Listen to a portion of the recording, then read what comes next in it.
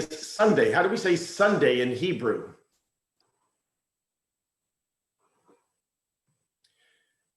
In Hebrew, the days of the week are just numbered, except for Shabbat. So Sunday is Yom Rishon, which means first day. Monday is Yom Sheni. Tuesday is Yom Shlishi, and so forth. You learn the numbers, and those are the ordinal numbers, Rishon, Sheni, etc., as opposed to Echad, Shtayim, which are the cardinal, right? So it's Rishon, Sheni, Shlishi, Revi'i, Chamishi, Shishi, Yom Shabbat. So Shabbat is Shabbat, which we'll come to a little bit later. Shabbat means literally to pause, the day of pause. Okay, good to see you all. We have a little bit of stuff lingering from last week that I would like briefly to address. Jackie, are you with us? I submitted after the class last week for posting, and I don't know if it's posted in last week's notes or in this week's notes, a section called Notes on Kashrut, Kashrut. It's a three sheet document, but for now, if you could just find and post the first one, Notes on Kashrut. It has a bunch of little symbols in the front page.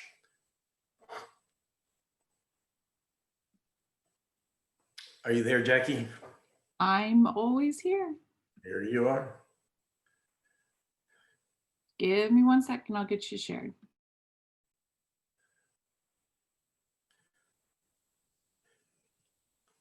Okay, raise it up so we can see the whole page, please. There you go.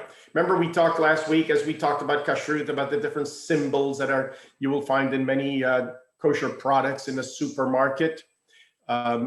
This is just to help you get a lay of the land.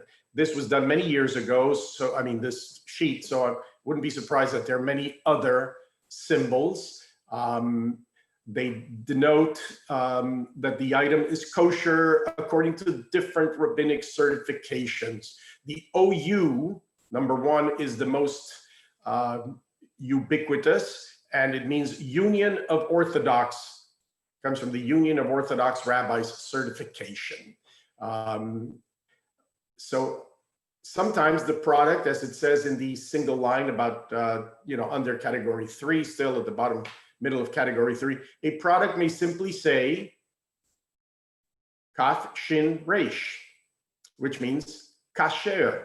That's the word that spells kash. The Hebrew pronunciation is kasher. In English, because of Yiddish, it becomes kosher. But the word is kasher, which means appropriate or fit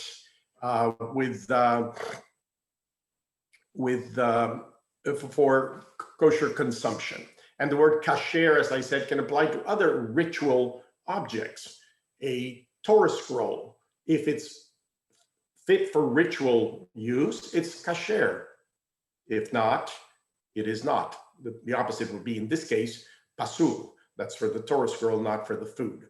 Okay, and if we go to the very bottom, keep going up a little bit. There. Remember, Tony raised the issue of the P attached to a product. And here is the clarification for that. The exchange between Tony and me was not clear to all of you. When you find OUP or KP on the product, it indicates that the product is kosher for P, for Pesach or Passover. It may be parv. Remember the concept, parv means neither dairy nor flesh nor meat. It may be parv, which means that you can use it with either dairy or meat products. But the P in this case does not relate to whether it is parv or not. It's a reference to Passover. However, and this was the clarification that I offered last time, when a KP appears on bread or cake, specifically bread or cake, it indicates it is parv, meaning it has no milk ingredients in it.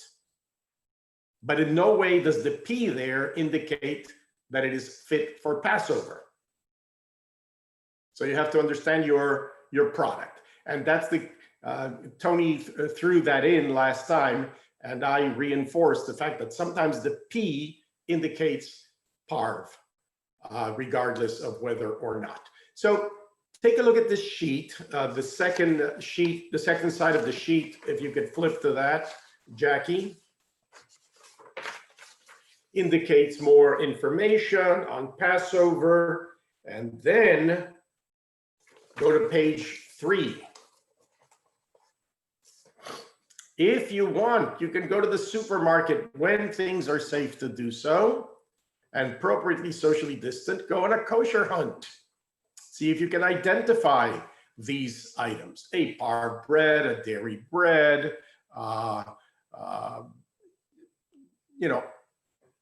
find these items in their kosher category. This is like your little hands-on exercise. This, of course, is to familiarize you with the vocabulary and the experience of the dietary laws at whatever level you may choose to engage them, to observe them. But I'd like you to acquire a certain literacy on this subject so that it can inform the decisions that you choose to make. Okay, that's our dietary digression this morning. Sorry, I cannot serve you any of these products. Okay, we were supposed to talk about values last week, and we got caught up in gastronomy, but there are other values that I had listed as being fundamental to the Jewish experience. And one of them that I do not want to let go, and we will return to it most probably during the last session, is the concept of tzedakah. Jackie, there is a sheet, Jewish Dimensions of Social Justice, Vorspan and Saperstein, headline Tzedakah, if you can find that. Tzedakah is kind of a uniquely Jewish Hebrew term, and it has influenced the vocabulary of not only American Jews, but many people talk about tzedakah, right? So there's a summary of the concept of tzedakah, and the closest word in English is charity. That is, you give tzedakah like you give charity. But the root meaning of the word is different in Hebrew and in English. The word charity comes from the Greek, which means charis, that you do it because you like to do it, because it's a feel-good experience. So charity has to do with the feeling of doing kindness. And that's an important component in Judaism. But tzedakah doesn't have to do with the feeling of it. It has to do with the duty of it. The word tzedakah comes from the Hebrew root tzedek, as in congregation Beth-El tzedek. The word tzedek in Beth-El tzedek means righteousness, justice, but not, as I will explain in a minute, in its judicial sense, rather in its social justice sense. So tzedakah is that which you do to right the wrongs of society. Hopefully you will do it with a charitable disposition. But even if you don't do it with a charitable disposition, you are obligated by Jewish tradition to engage in righting the wrongs of the world, so to speak. Okay, now go to the bottom of the page. There's another concept in the Jewish tradition that parallels tzedakah, and that is closer to charity. At the bottom of the page, it's gemilut chasadim. Say that with me from your places, even if silently. Gemilut, that's your new gimel, your new letter. Gemilut chasadim, which means acts of loving kindness. Gomel chesed is one who does an act of kindness. And these acts of kindness may engage the action of tzedakah, but be involved not in the exchange of material resources, but in doing a nice deed. So the rabbis have all kinds of interesting conversations and discussions in rabbinic literature, the Talmud and elsewhere, about which is a higher moral value, tzedakah or gemilut chasadim. And you have some who say this and some who say that. But in essence, the idea is that you should do kindness, acts of kindness, to the level of your ability. And in some cases, it involves not a transaction of goods, which is giving of your resources, but a transaction of kindness, of relationship, of presence, of voluntarism. So the rabbis speak very highly of engaging in deeds of loving kindness, gemilut chasadim. And there is a sheet in the materials that you can access that talks about acts of loving kindness as an important, as an essential dimension of Jewish life. The word chasadim comes from the shorter version, chesed. Chesed. Chesed is a relationship of love that is not determined by any benefit to the person who delivers it. So to do an act of chesed is to do it essentially without expectation of recompense.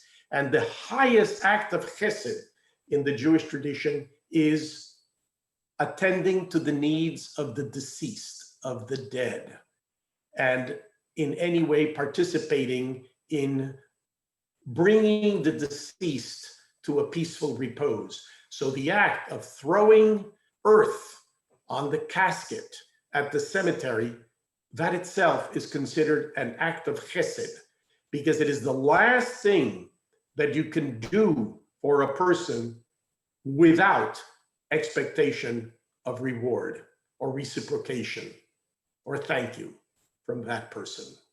It is a fully one-dimensional, generous act of love. And the word chesed means that it's foundational level love, covenantal love, which is another word for unconditional love. So in the Jewish tradition, you have tzedakah and gemilat chesed, or chasadim, the righting of the wrongs of the world materially and through personal engagement. There's another sheet, Jackie, that says notes on tzedakah. If you can find that, I'll close this moment with these remarks. Any questions about what I have said there so far? Two important terms, tzedakah and chesed, or gemilut chasadim, the performance of deeds of chesed. Rabbi, is the word tzaddik related to that? Absolutely. The word tzaddik is related to the word tzedek, and I'm going to explain the meaning, the basic meaning of that word again. So tzaddik is a person who practices tzedek, who is righteous. Now, the lawyers among us, we are looking at notes on tzedakah. Here, no, is that not there? Huh. Perhaps they didn't include it. We just have the one tzedakah that you showed. Okay, apparently it didn't make it into the catalog, but this is the summary of what I wanted to say for purposes of the lawyers among us. There are several words in Hebrew for the concept of justice. Are there several words in English for the concept of justice? Mr. Prosecutor, judge, lawyer, buddy? Of course. So here are two important words to distinguish.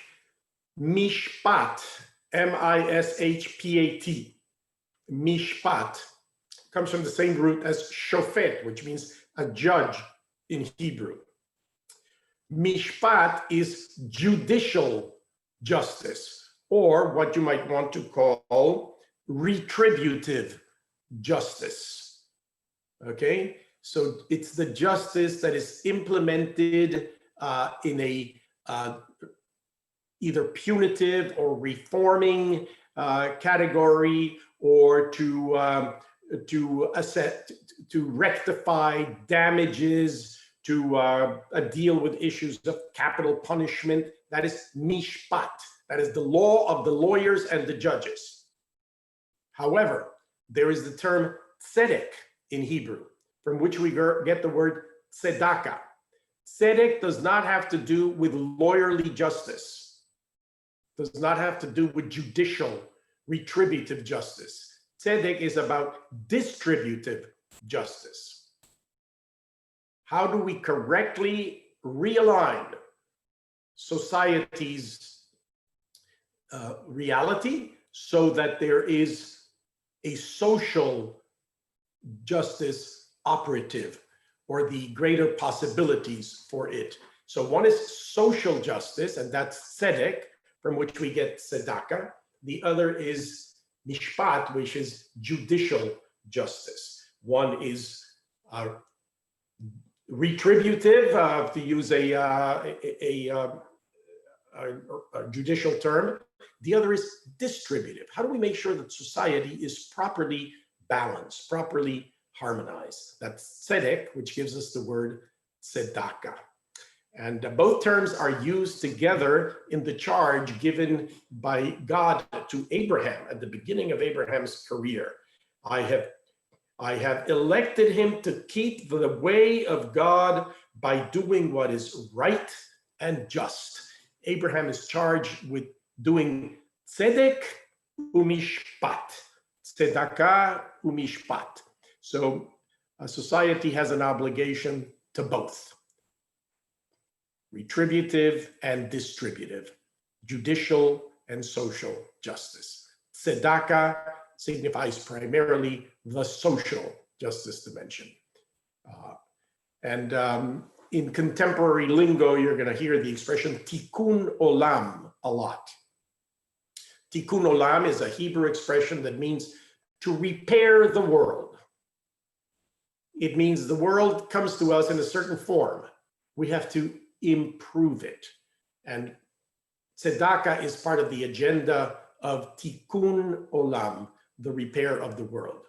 Now, we can do a whole lecture on the concept of tikkun olam, which is originally a Kabbalistic, mystical concept, and it has to do with how do we help God repair the broken world cosmically by the performance of mitzvot, right? By performance of the commandments, both the ritual and the moral.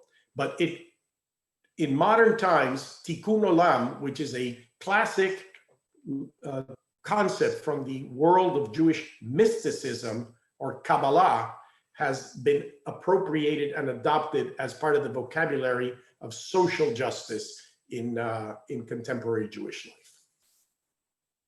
Okay, that takes care of justice.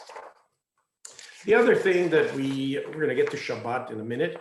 We talked briefly about what was that session on the ordinary and the holy. How do we bring holiness into our lives? And we addressed the concept of sexuality. Very important to understand that in the Jewish tradition, there is not the stigma about the sexual side of the human being that you will find particularly in Christianity and in Western traditions. It doesn't mean that in the classical tradition anything goes. It means that the act of sexuality and being sexual beings is part of a natural endowment. It is who we are. When we pray in the morning, we first give thanks for our bodies and their functioning, and then we give thanks for our souls that animate our bodies. In the Jewish tradition, we don't have that heavy tinge, although you will find it in some elements of it. You will find it. But it's dominant in Christianity that the material, that the corporeal, that the flesh is evil and the spirit is good. In the Jewish tradition, there is a blending of flesh and spirit, and an understanding that we labor as somatic people with somatic creatures with a spiritual impetus or orientation. The Jewish tradition deals with this and many other areas of moral values with two terms that I'd like to introduce to you and that we can explore at another time. The human being is endowed with two inclinations. The Yetzer Hara, the inclination to do evil, and the Yetzer Hatov, the inclination to do good. And both of these operate within us by virtue of our being who we are. Fallible, mortal, imperfect human beings. The purpose of the moral life, or you can say the purpose of Torah, is to train us to choose the Yetzer Hatov, the good inclination, over the Yetzer Hara. The Yetzer Hara causes distortion. It prones us to wrong behavior. It can lead us to acts of sinfulness, but we are equally endowed with the Yetzer Hatov. The very early prayer that we say in the morning upon awakening is Elohai Neshama Shenatata Bi Tehorai. Eternal God, the soul that you have endowed within me is pure, it's good. In the Christian tradition, the human being is born having inherited original sin. So the condition at birth is one of prone to sinfulness. The Jewish statement is that we are endowed with a pure soul, that is not original sin, but original virtue. So Judaism does not affirm a condition of original sin, it affirms a condition of original virtue. Now, in the course of life, as we grow, as we become aware of ourselves and exposed to others, the Yetzer Hara, the evil inclination, begins to operate within us. And so the antidote to that, according to tradition, is moral character, and the purpose of Torah is to serve as the blueprint to make sure that the Yetzer Hatov dominates. On the other hand, the rabbis say, the Yetzer Hara, the evil inclination, is not so ra, is not so evil, because we need it.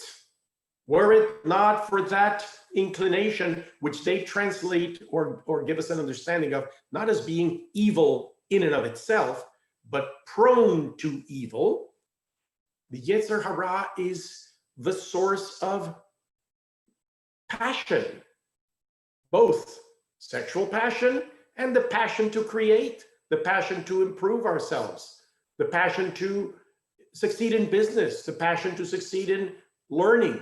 So the human being has two passions. One that could be used in evil ways, and that's the Yetzer Hara, and one that can lead us to make the right choices in good ways. The rabbis tell the story, this is an allegory, that they wanted to do away with sin in the world. So they managed to capture the Yetzer Hara, the evil inclination, and they imprisoned the Yetzer Hara. And they said, hurrah, or hooray, we have put away the Yetzer Hara. And they were very happy. And then they began to notice how dull life was. Chickens did not lay eggs. People did not build homes. Couples did not get married. Businesses did not succeed. Why? Because the basic human instinct for preservation and prosperity and progress was taken away. So Jewish tradition's vision is to take note of the Yetzer Hara, but to discipline it, to manage it. And that's the purpose, I guess, of government. And that's the purpose of Torah. And that's the purpose of mores and values that we instill in our kids. You want to see Yetzer Hara? Take a look at a 2-year-old just exploding in terms of what he or she wants at the moment, right? So the Jewish tradition applies the concept of Yetzer HaTov and Yetzer Hara to sexuality. And it says that we are somatic beings. We are created as such. And the purpose of sexuality is to channel our lives. I mean, the purpose of the Yetzer HaTov is to channel the Yetzer Hara in ways that will benefit the individual and humanity. You can find in pre-modern Judaism, medieval Judaism, statements that we would not feel comfortable with today concerning sexuality. But the thrust in general is that the human being, and these are the values. Jackie, could you put up the Jewish values and human sexuality sheet, please?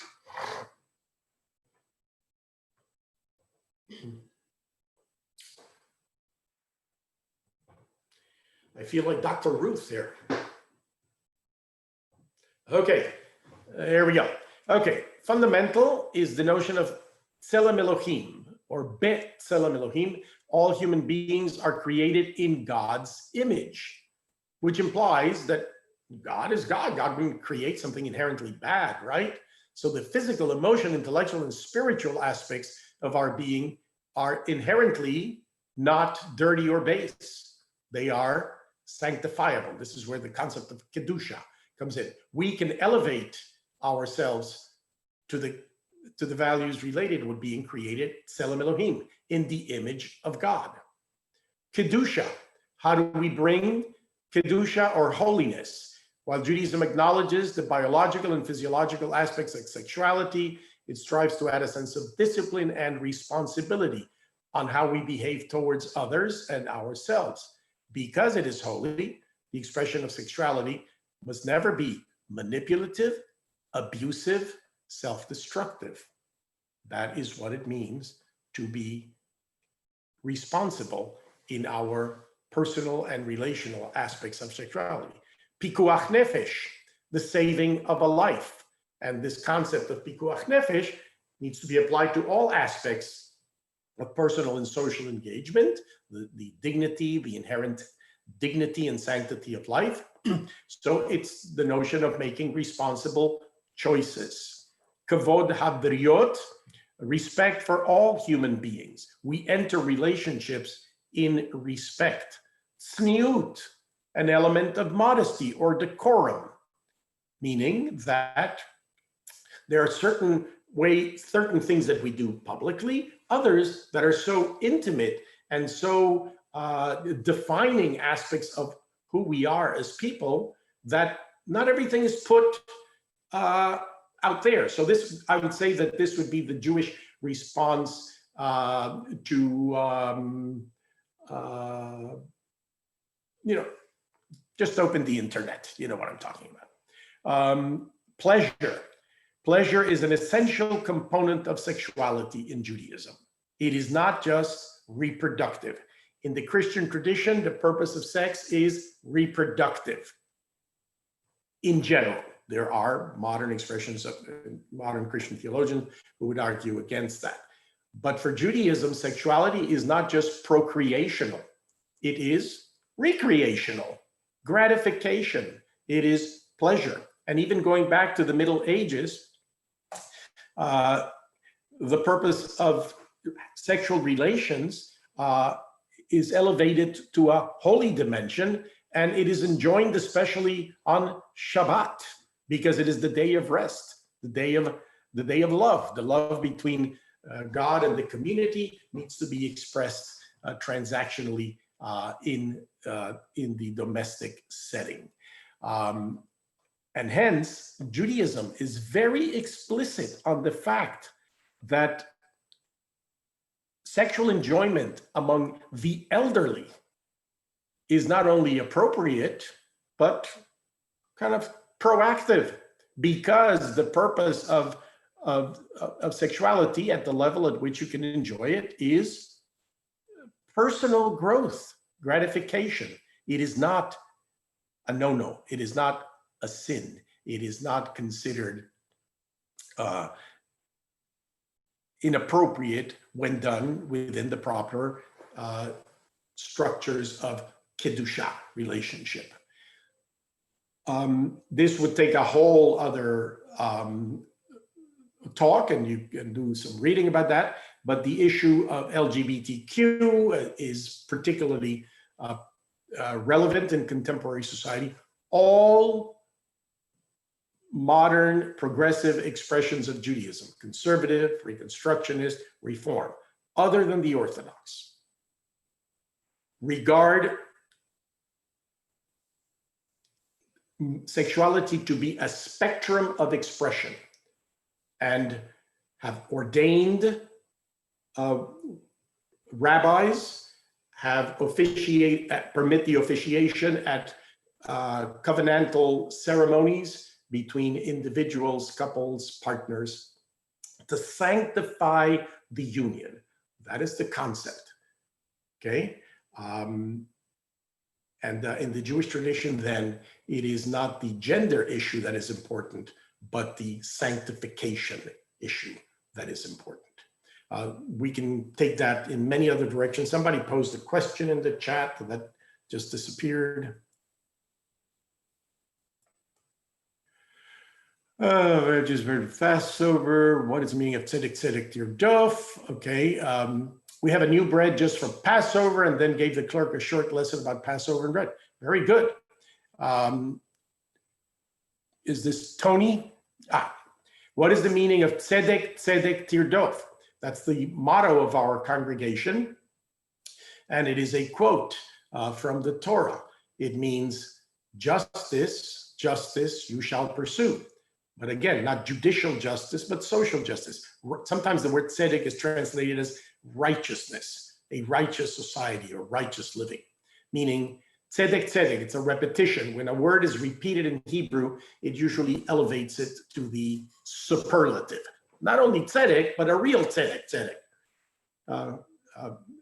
So one form of the word is just a nominal case, then repetition elevates it to the comparative or to the superlative. Absolute, complete justice, utter justice you shall pursue. A friend asked if I, as a bride, had sex through a sheet. It was how the nuns had taught her method that the Jews preferred. I assured her no holes in sheets were involved, and also doesn't the Shulchan Aruch define the schedule of relations for different professions? Yes, thank you. Well, there are in some of the medieval Jewish sources notions of tzniut, of modesty, that require that the bride and groom, or that the partners, not be in complete flesh-to-flesh contact. So there are references to the hole in the sheet, by the way, which is not in some Hasidic communities, ultra-Orthodox communities, still practice. Here's what I would consider a deviation from what is the essential Jewish thrust. Does the tradition define the schedule of sexual relations for different professions? Doesn't define it, but it suggests it. It says that people in certain professions should at least engage in intercourse X number of times. Scholars of Torah are supposed to do it at least on Shabbat, once a week. There you go. Look it up. Interesting stuff. Okay, we could go on with this forever, and I think we are going to stop, see if there are any questions that we can address on the subject, And you didn't know that you were coming in for sex ed this morning, huh? Okay, I know that for many, this is a delicate matter, but don't think of it as so delicate that it is something you don't talk about. Certainly something you need to talk with young people about. If you want good resources on sexual education for young people, I recommend the works of Deborah Hafner, Haffner. She's a friend of ours. She's a good colleague. She's a Unitarian minister, but she was born and raised as a Jew and thinks of herself as the Jewish Unitarian. That's another whole category of conversation. Very brilliant, dear friend of ours. And then under Jewish rubrics, I would highly recommend the works of Gordon. What's his first name? Gordon. Gordon, about responsible choices for Jewish families, etc. I just can't remember his first name right now. Gordon. So look under Gordon and sexual values, etc. Education for children. Okay, don't let others educate your children about sexuality. Okay, where are we? That's the end of the catch up from last week. Today we're supposed to study about the Jewish calendar. How fun. Okay, anybody wants to tell me what's their favorite Jewish holiday and why? In 2 sentences, my favorite Jewish holiday is because. Anybody? My favorite Jewish holiday is Pesach because I get to clean my entire house from top to bottom. Great. Any other? Who said that? I said Pesach as well, because we can really let go and enjoy. And it's really living the life of Jews, reminding who we are, where we were, and where we're going. Thank you. Anybody else? Tony. I like Yom Kippur because I get to, first of all, I love to sing. I've been in the choir and I love to sing the songs and the prayers, but I also spend the whole day at the synagogue. I don't go home. My husband goes home and takes a nap and walks the dog. And since I don't have little kids to feed, I stay at the synagogue. I sit by the pond with some friends. I go to the different services, and it just feels right to me at this stage in my life. Thank you. This past year, we renamed the holiday from Yom Kippur to Yom Kippur-El. Okay. Any others? I always like Tisha B'Av. Yeah. Who said Tisha B'Av? That was Russell. Yes, Russell. Why Tisha B'Av? Because even though it's a mourning holiday, I like the promise that it's going to bring for hope for the future.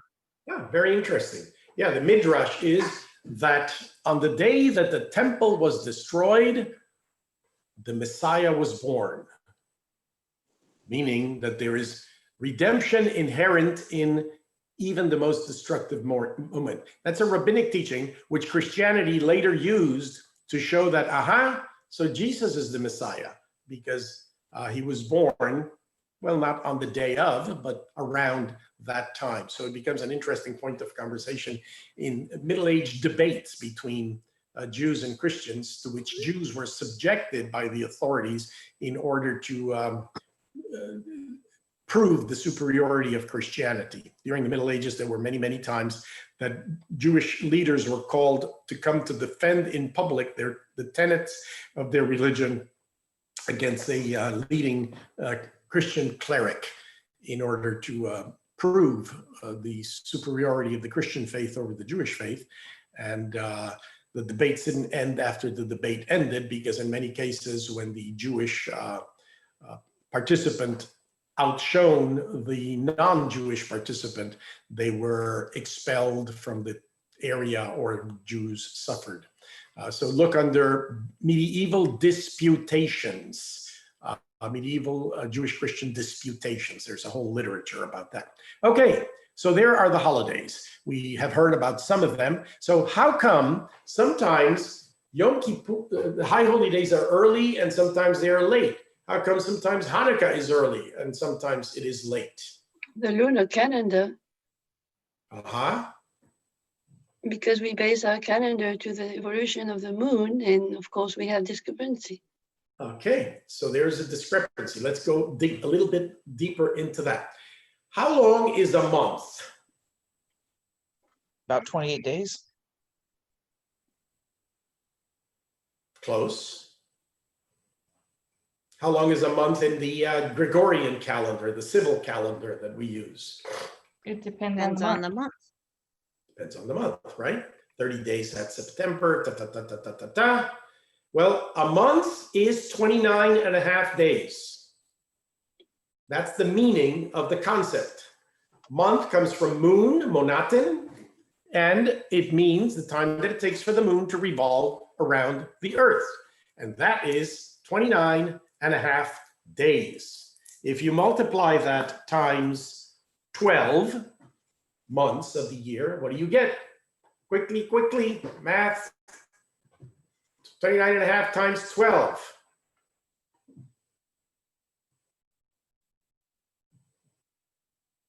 That gives you 354 days. So that's nice. A year, 12 months, 354 days. What's the problem? That it takes the Earth how long to circulate around, to orbit around the sun? 365.25. Okay, 365 and a quarter. So we have a discrepancy, right? Mhm. How much of a discrepancy do we have?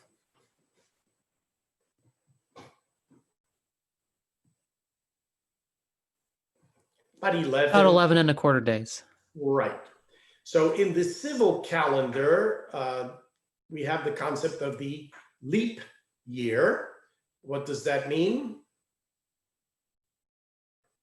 That's how you make up for that 1/4 day over 4 years.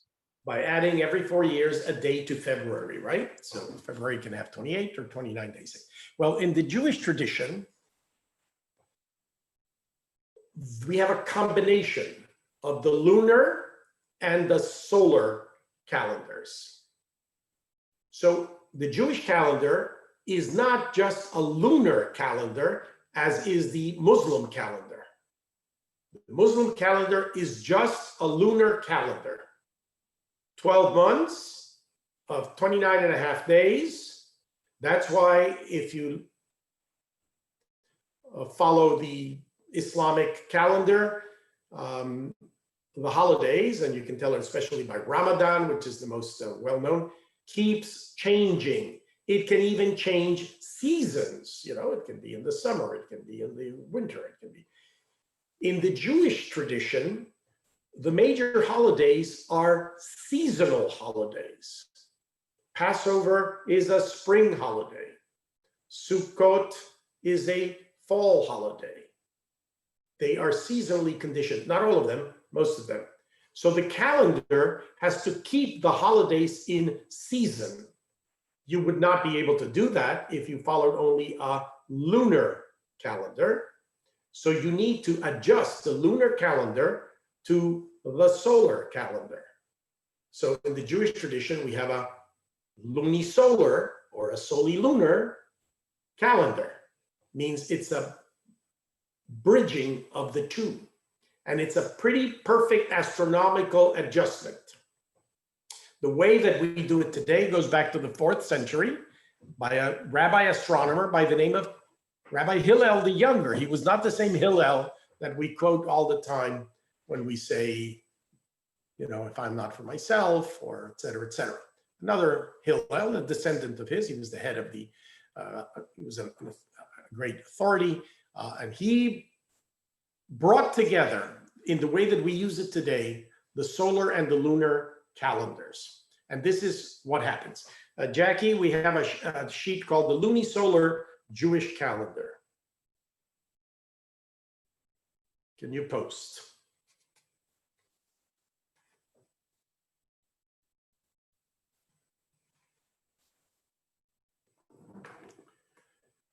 You can tell people that we do loony things in this class.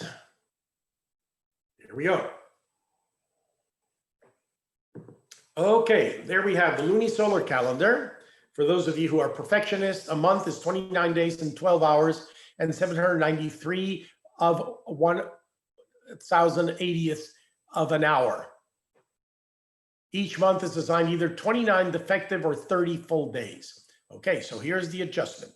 Since we can't live our month by 29 and a half, in the Jewish calendar, some months are 29 days, some months are 30 days. That's the first adjustment that is done. That still leaves us with 354 days, which is 11 point something shy of 365 and a quarter. So we account for that by having a leap year every third year or so. 7 times in 19 years, there is a leap year in the Jewish cycle. A leap year in the Jewish calendar does not mean we add a day to February. First of all, we don't have February. It means we add a month to the calendar. And that month is called Adar Sheni, or second Adar. We add a month of Adar. And in so doing, 7 times in a cycle of 19 years, the solely lunar calendar of Judaism is in as perfect accord as possible with the exclusively solar calendar. And in fact, I don't know about these things, but it's supposed to be an even more perfect adjustment. So that's the system that we use. In the Jewish calendrical cycle, because the typical year has 12 months, every so often you add an extra month to reconcile the 354 days of the lunar calendar with the needs of the solar calendar. And that way we keep the Jewish holidays in season. And that's why sometimes the high holy days are a little bit late or a little bit early, but they are never out of season. And so with Passover as well, a little bit early, a little bit late, but always in the spring, because Passover is a spring festival, and it is so called in the Torah. It is Hag HaAviv, or Chodesh HaAviv, the month of Aviv, of spring. Jackie, we can remove that. You can all go back to that and look at it later for further clarification. So the Jewish holidays are maintained cyclically. Now, when does the Jewish calendar begin? What is the first month of the calendar? If not the first month, what is the first holiday of the Jewish cycle? The New Year, Rosh Hashanah. the Rosh Hashanah. Rosh Hashanah. Okay, interesting. And that's what I had hoped you would say so that I could come back. The answer is no. Biblically, the Jewish holiday begins in this spring. In this spring, biblically, the calendar begins in the spring of the month of Passover. It says in Exodus 12, "This month shall be unto you the beginning of months." So the first month is what we today call Nisan, which is the name for the month of Passover. In the Bible, it didn't have that name, Nisan. It only was given to the calendar once Jews started buying Japanese cars. Actually, it was given to the calendar during the Babylonian period, because the names of the months are mostly post-biblical. They're Babylonian. In the Bible, Passover's month is simply called the month of spring, the beginning of spring. So the calendar began in the spring with the holiday of Passover. And if you look at the tables of holidays in the Bible, it always begins with Passover and cycles around. Rosh Hashanah, what we call today the New Year, was a post-biblical rearrangement of the calendar when the Jews lived in Babylonia, because in Babylonia, the fall was the festival of the annual re-enthronement or re-inauguration of the king of Babylon as the king of kings. So in the fall, the king was reinstalled, and that was the beginning of the yearly cycle. It's like we Jews today go by January 1st for our civil year, right? And most people count by that. How many of you really think of the year in terms of the Jewish cycle? You think of it in terms of the civil cycle to which we are most accustomed, right? So the Jews in Babylonia accustomed themselves to that cycle. So they began Rosh Hashanah on the first of the month of what was then called Tishrei, but it's not so called in the Bible. In the Bible, it is just called the first day of the seventh month. What today is Rosh Hashanah in the Bible is the first day of the seventh month, and it is not called Rosh Hashanah in the Bible. It is simply called the first day of the seventh month, and 10 days after that comes the Day of Atonement, Yom Kippur. And so there's that cycle there, but it was never referred to as Rosh Hashanah. Rosh Hashanah is what the Jews in Babylonia gave to that holiday because that's how we mark the year in Babylonia. And there was a theological implication because in Babylonia, the king was reinstated annually as the king of kings. But how do we call God in the High Holy Days liturgy and elsewhere? The king of the king of kings. That's a superlative, 3-time repetition. Melech Malchei HaMelachim HaKadosh Baruch Hu. God is the Melech Malchei HaMelachim. People may have their kings. People may have their kings of kings, but we have the king of kings. Melech Malchei HaMelachim. So you can see how the culture in which Jews lived helped to define their vocabulary, their cycles of observance, and so forth. Going back to the Bible or going back to the holiday cycle, regardless of whether when you start to count, Jackie, may we post the sheet that says the Jewish calendar, and it has 2 little grids.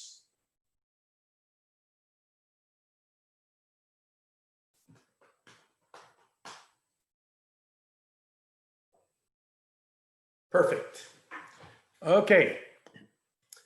So there you have a very simple little scheme of the Jewish calendars. This scheme begins with the fall, which is the cycle that we are accustomed to observe today, with Tishrei. So those are the months of the Hebrew year. Let's say them in our minds or together. Tishrei or Tishri, Cheshvan, Kislev. We are now in Kislev. We are approaching Hanukkah. Those are the fall months, Tishrei, Heshvan, Kislev. Winter, Tevet, Shevat, not to be confused with Shabbat. This is Shevat. Adar, and when we have a leap year, we have 2 Adars. And then into the spring, Nisan, then Iyar, then Sivan, Tammuz, Av, Elul. And Elul is the last month that leads us into Tishrei. But if you begin biblically to count the calendar, here's an interesting feature. If you begin in the spring, Nisan, Iyar, Sivan, Tammuz, Av, Elul, what number of months is Tishrei when we observe Rosh Hashanah?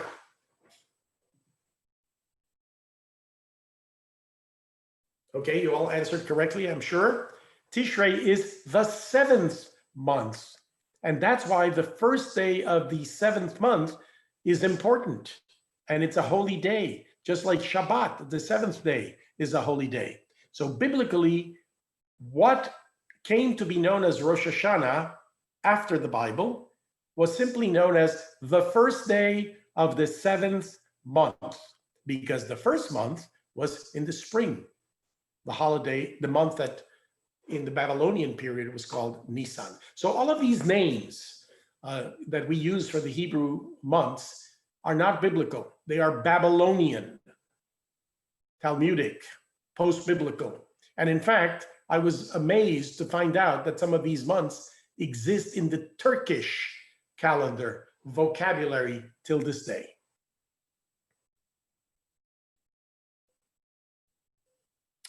On the second grid, you will find the holiday, each month with its most important holidays. So you have Tishrei has Rosh Hashanah, Yom Kippur, Sukkot, Cheshvan, no holidays, a gift to rabbis. Hanukkah in Kislev coming up. Hanukkah is the only holiday that transitions into another month. It finishes in Tevet. And there we have the end of Hanukkah and a minor observance, kind of a small Tisha B'Av, Asara B'Tevet. Shevat gives us 2 Bishvat. 2 means 15. It's the Hebrew letters Tet, and Vav, 15 of Shvat. Then we have Adar, which gives us Purim. And then there's a second Adar in leap years. Nisan, which contains Pesach on the 14th day and on. Iyar, Sivan, Tammuz, Av, Elul. So that is the cycle of the Jewish monthly sequence.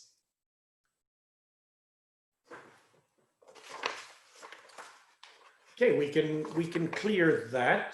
Jackie, I wonder if in the back of the lunisolar calendar, I don't know if they gave it to you, there's another sheet called The Best Way to Remember the Jewish Calendar.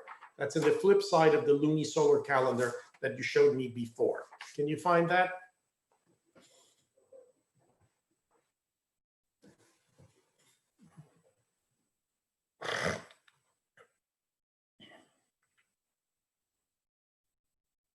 Purim is the only holiday of Adar of significance. Okay, here, you know, all 30 days had September, right? So here's a way to learn the Jewish calendar. 30 days hath Tishrei, same as Heshvan, except the latter sometimes has 29. Kislev can also have 29 or 30, whereas Tevet always has 29. Shvat, thank God, has always 30, which is not help because Adar is totally confusing, both near and far. Adar, you see, has 29 days, but only during normal years. When a leap year, Adar 1 has 30, moving many Jews to tears. Adar 2. Okay, your assignment is to commit that poem to memory for the next session. You don't have to. Okay, just wanted to show that. That's from a great book of Jewish humor called The Unorthodox Book of Jewish Humor by Danny Siegel, dear friend of mine. Okay, so any questions so far? I know that this is a lot of stuff to imbibe, but I want to get to Hanukkah because Hanukkah is coming up. But before we get to Hanukkah, Jackie, the sheet that says Days of the Jewish Year. Any questions in between? No, so clear. Rabbi, just one comment about the fact that I grew up with this idea and reinforced by others that we start the year to be clean from our sin in Yom Kippur. And so, so the fact that you really have to, you know, the cleanness of your mind and the rethought of your life and all this very spiritual approach for starting the new year. Yes. And yes, so I want. Yes, that's very important. But notice we start Passover also with a cleansing process. In the spring, the year begins with a cleansing of our resources, right? And it's supposed to be a personal cleansing as well. We do it most. Let's get rid of the chametz. But in the Jewish tradition, the concept of chametz doesn't just mean leavened bread. It means the leaven within yourself, the puffiness of yourself. So in many ways, Passover is that type of cleansing holiday. And I think it was Michelle that noted that in the Roman calendar, there's also a spring beginning. So many calendars, the truth is that calendars have many beginnings. The rabbinic tradition actually speaks of 4 different New Years, 4 different New Years. One of them is Rosh Hashanah, the other is Passover. There are 2 others that have to do with different. So we have different cycles. In American society, we have a new year in January 1st, but April 15th is an important New Year day for a lot of people, right? That's another New Year cycle. So we have different cycles that we take note of and begin things anew. The school cycle begins in the fall. Different things have their different beginnings, and we mark them accordingly. Okay, did you find that, Jackie? Days of the Jewish year.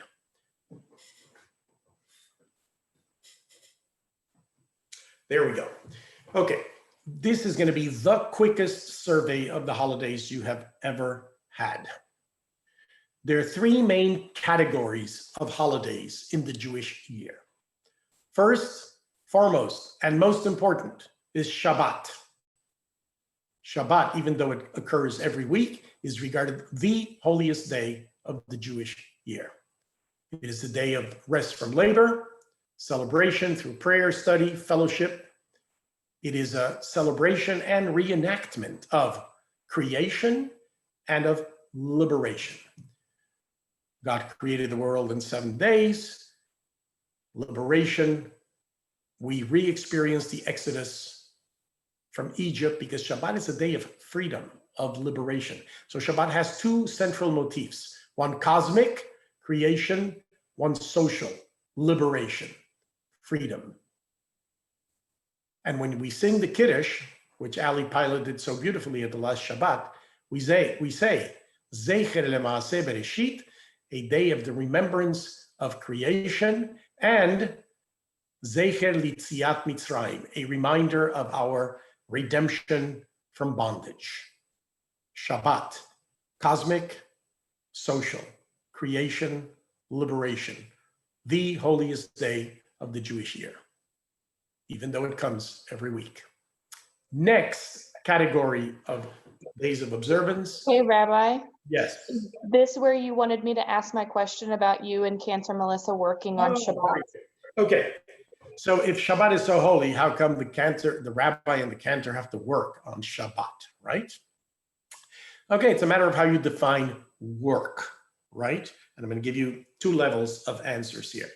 We are supposed to be facilitators for the community for the observance of the holiness of the day. We would be praying in any case, supposedly, right? We would be observing Shabbat. Here we become vessels of the holiness of the day. Not sacred vessels, but vessels of the holiness of the day. So we are helping the community, and it doesn't have to be the rabbis and the cantor. By the way, any member of the community, according to Jewish tradition, who is qualified can lead the public services, which is what essentially would be involved.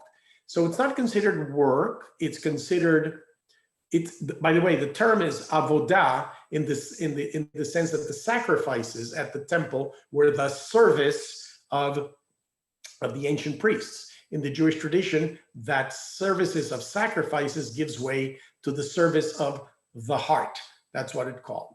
Prayer is called the service of the heart. So it's not considered in and of itself work. It is the performance of what otherwise we would be performing. And technically, we could go to the synagogue, sit down in the pews, and Steph Baranko, who could chant the prayers beautifully, would get up and do it. Now, but there's another level which is important to your question.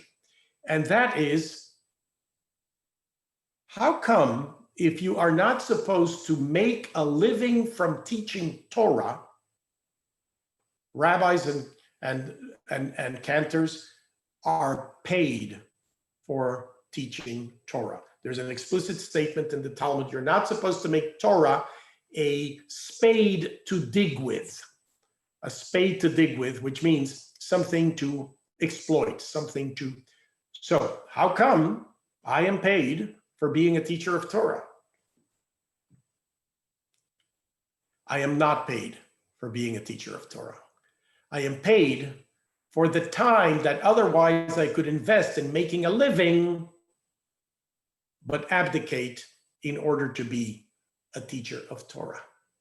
So I'm not being paid for the services I provide, but for the income I could otherwise gain by not doing this. This is the rabbinic moral fiction around this.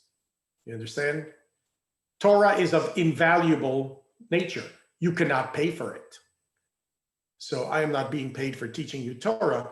I am being paid because I have to be here with you, and I could be otherwise making a living like a surgeon or somebody else.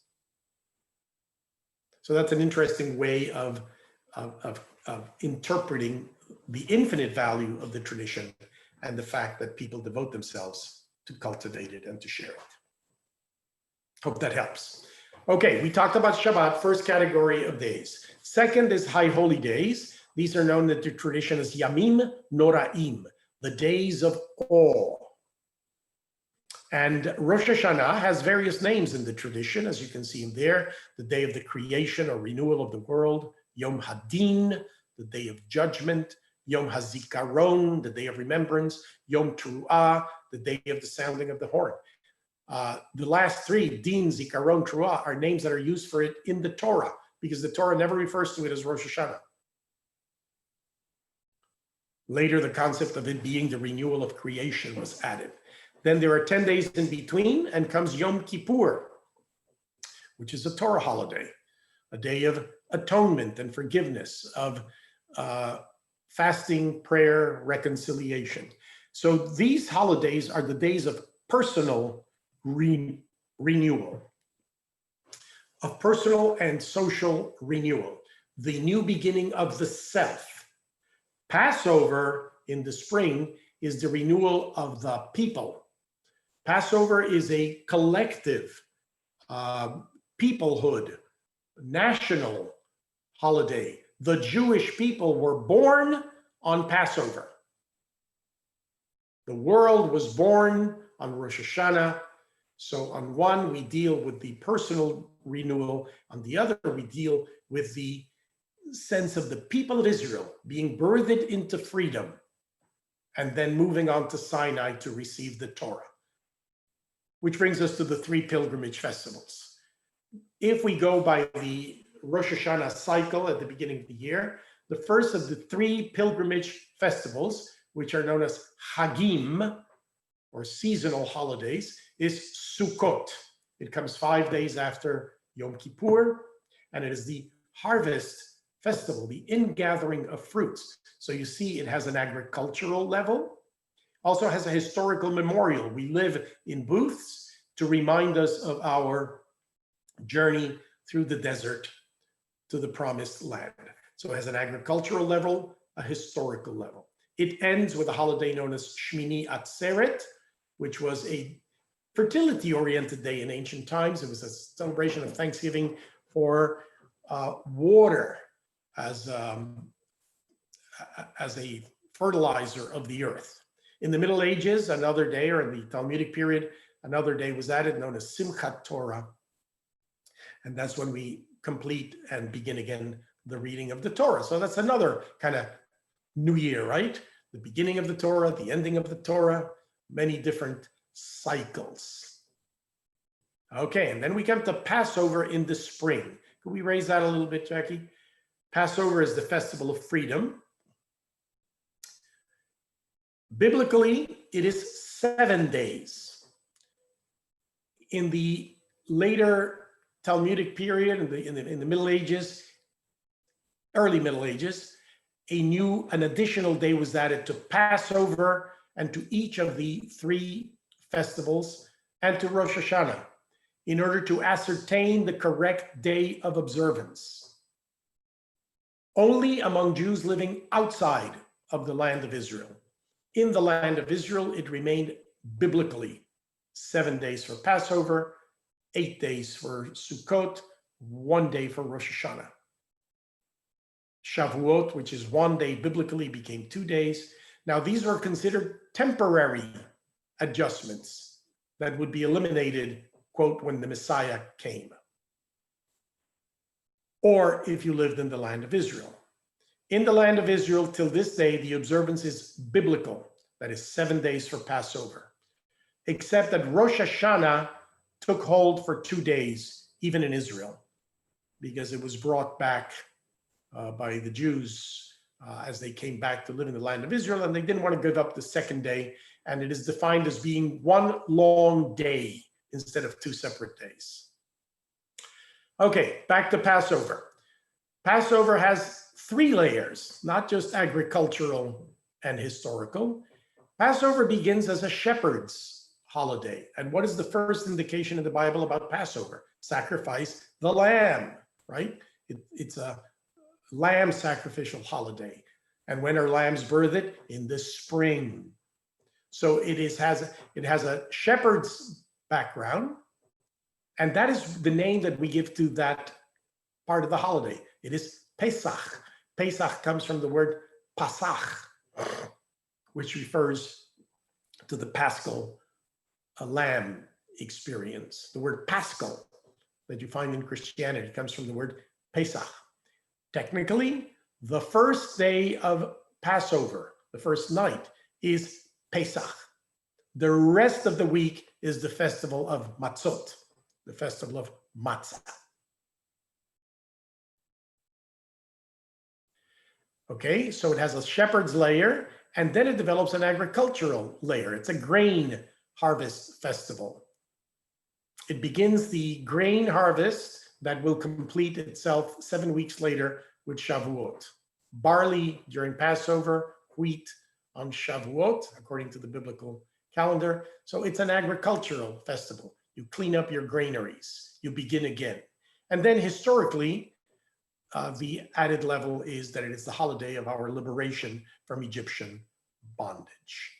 So it's a holiday of freedom and a holiday of spring, of new beginnings, both at a shepherd's level and an agricultural level. In between Passover and Shavuot, there are 7 weeks of the grain harvest. And Shavuot, which occurs in the summer, and when we have instituted the practice of the ceremony of confirmation in modern times, is a 1-day festival biblically, 2 days for those who observe the additional day in the diaspora. The additional day in the diaspora is observed by Orthodox Jews, some conservative Jews, but it is authorized, but the Reform, the Conservative, and the Reconstructionists authorize a return to the 1-day observance given the reestablishment of the state of Israel. And since in Israel, it's a 1-day observance.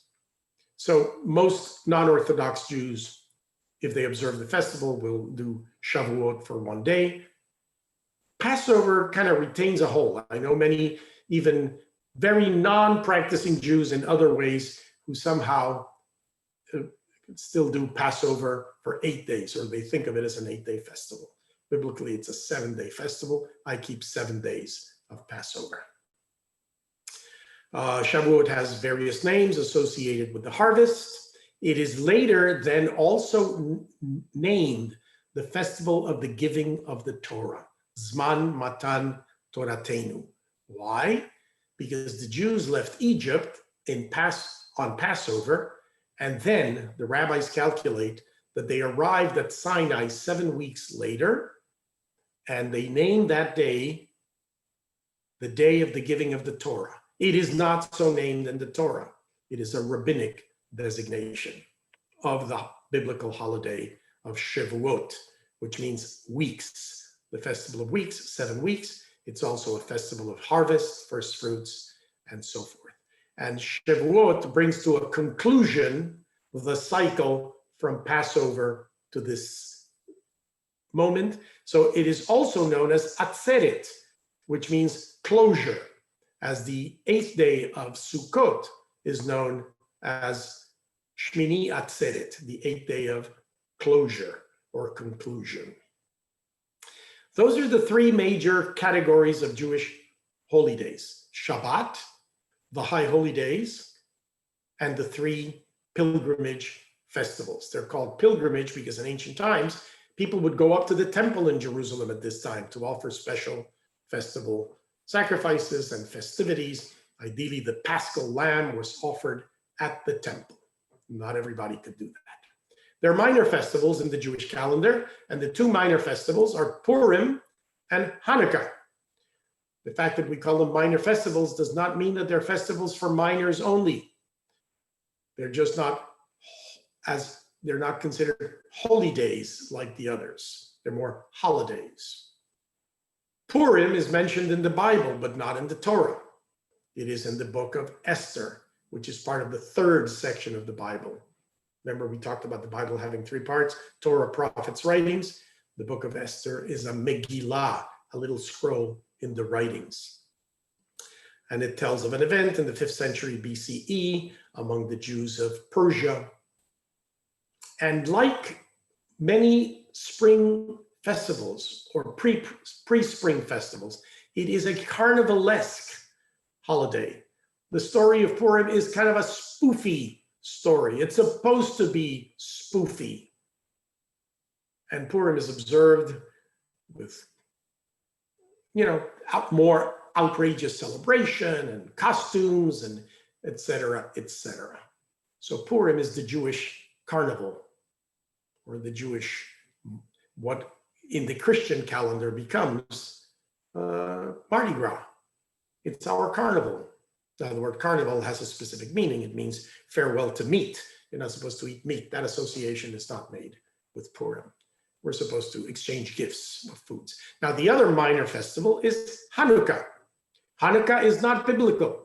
It is not in the Torah. It is not in the prophets. It is not in the writings.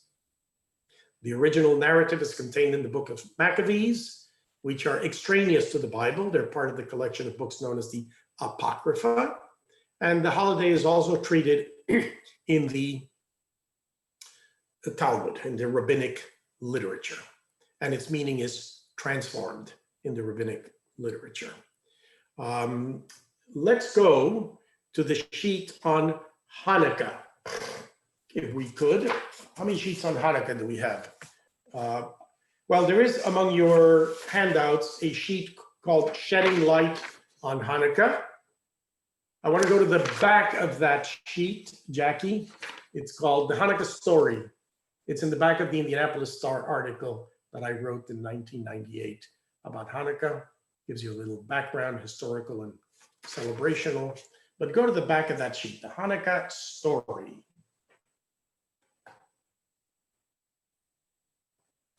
Okay, here's a quick foray into Hanukkah. Why do we celebrate Hanukkah? Bottom of the page. Could you raise that a little bit? The story of Hanukkah is originally told in the book of Maccabees, and there are several books of Maccabees. There are actually 4. The first 2 are the most important. They're part of the Apocrypha outside of the Bible, early post-biblical period, pre-completion of the Talmud period.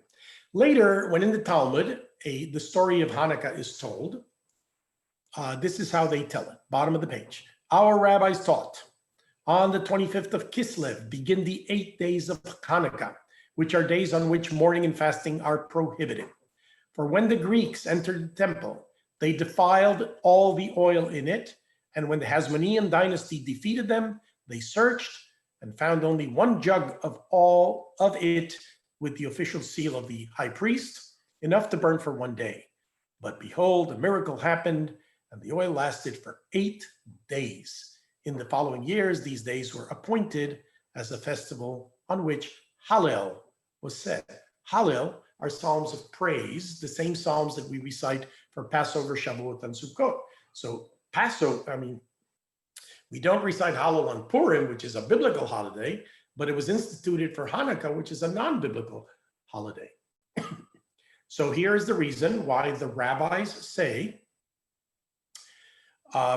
you can sit Shiva during Hanukkah. The question was asked.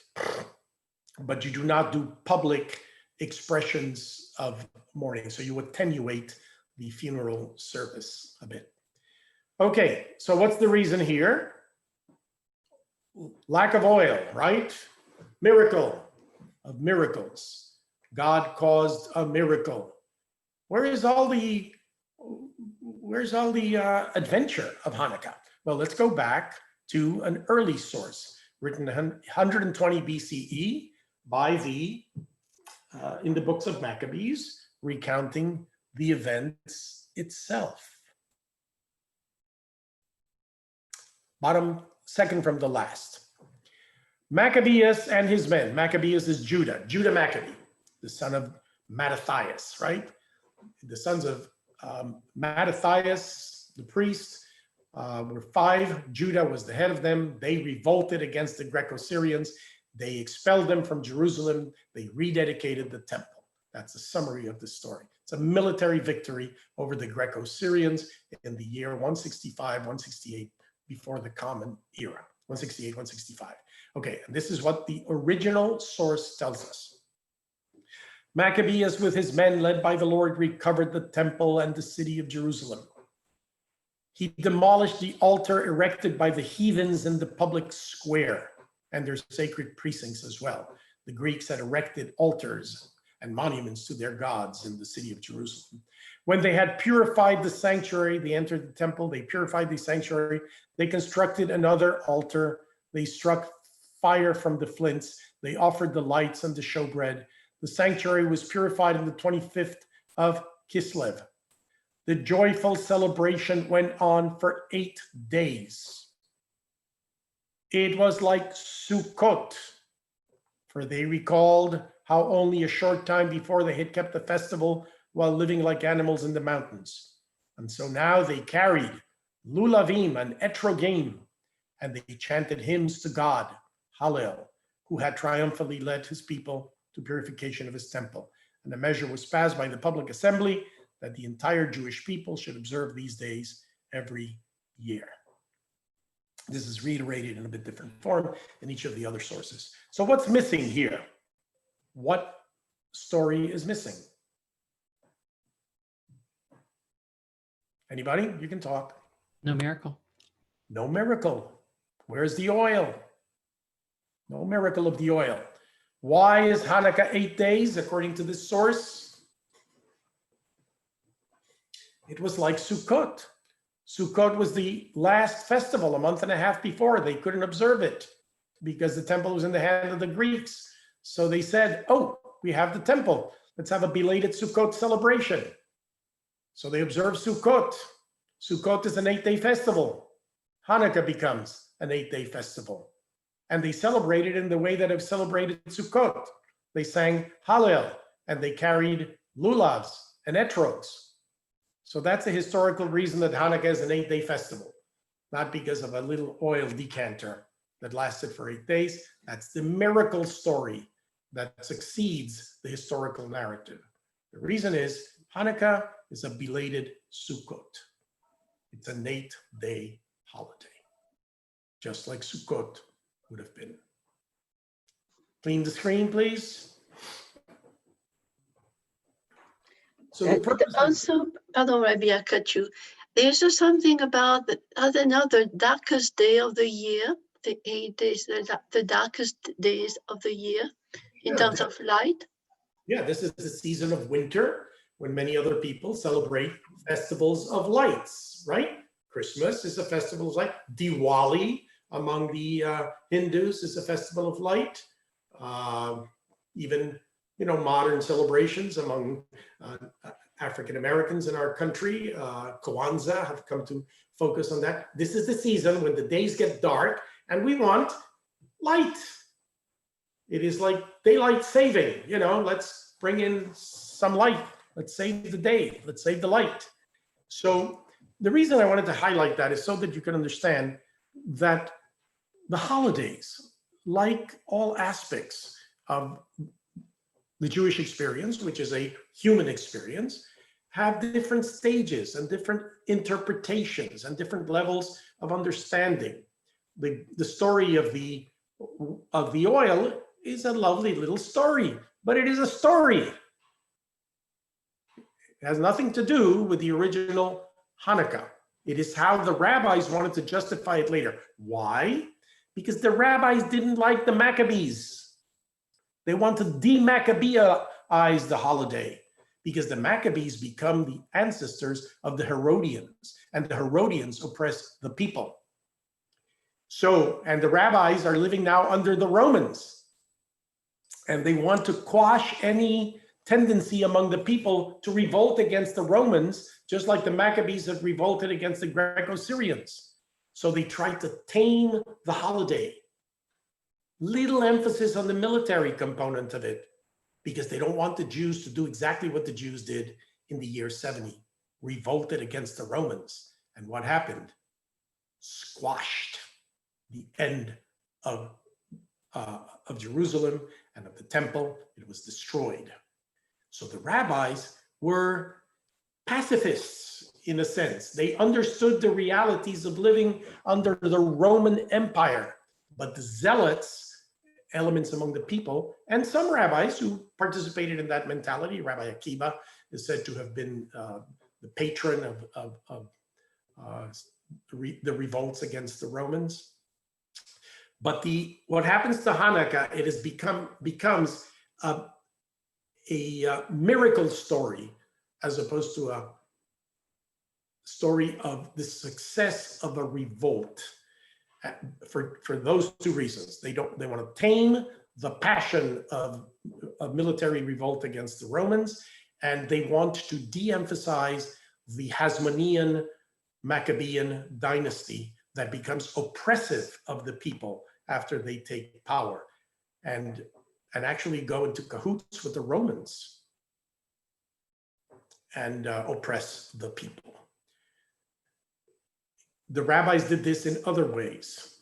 They assigned for Hanukkah a reading from the prophet Zechariah that in a way is intended also to demilitarize the holiday. What is the reading from Zechariah? It has the verse, "Not by strength, not by power, but by my spirit, says the Lord." So how are we going to defeat the Romans? Not by strength, not by power, but by continued faith, commitment to the values of Torah. So Hanukkah has become an important holiday in the American experience because of its seasonal coincidence with Christmas. So it is a time to celebrate the lights of and it becomes a gift-giving holiday, which it is not in origin. The gift-giving holiday in the Jewish tradition is Purim. So Hanukkah has become the gift-giving holiday, and that's how we celebrate it. And we're going to end with this quickly. Flip side of that Hanukkah sheet, Jackie, please. The Hanukkah candles. You begin to light Hanukkah candles on the first night of the holiday. When is it? I forget.